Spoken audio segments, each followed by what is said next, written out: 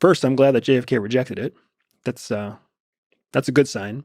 So we have to understand that good ideas are oftentimes born from bad ideas. I had a really good friend of mine who actually went on to become a pastor. And he used to say all the time that he wanted all the bad ideas on the table. Like, give me all your bad ideas every time we had any kind of conversation. And I was always one of those people who's like, isn't a bad idea just a waste of time? And he was like, no, because the best ideas oftentimes come from bad ideas. So again, Cuban Missile Crisis, mass hysteria in the United States about nuclear war from Cuba, missiles blowing up American cities faster than we could even see them coming.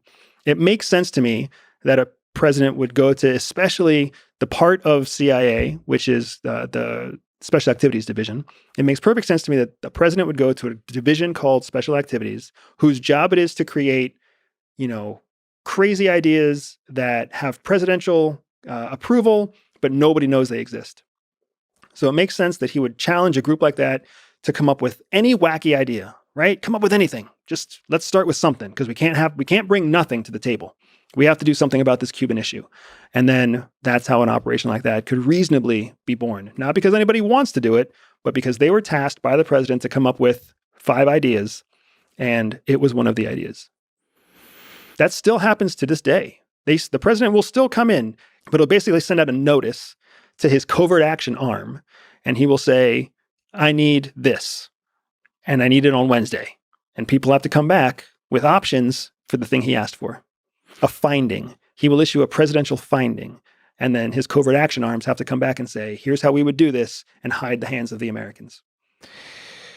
How gangster was it of JFK to reject it, though? It was baller, right? that is a mic drop right there. Nope, not doing that. Yep, doing that.